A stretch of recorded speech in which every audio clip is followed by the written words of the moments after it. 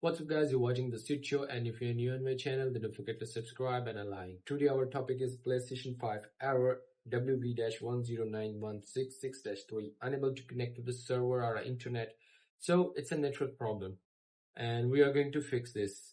I'm just going to share my screen on my left side. Here we are at the screen and we must go to the settings here.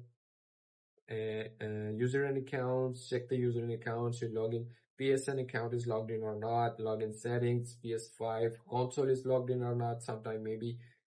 Then go to the network and check the network. Sometimes the server is down, working on the updates. That's why you PlayStation Network Services. If you get the green option here, then the server is working a bit good. If you get the red option here, you just wait, so it fixes up automatically because of the server down.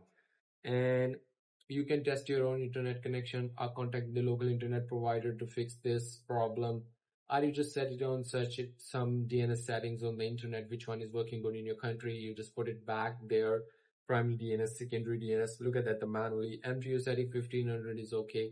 And I'm just going to suggest you use the LAN cable, then the Wi-Fi directly connecting from the router to the PlayStation, and then you will get the better speed than the Wi-Fi.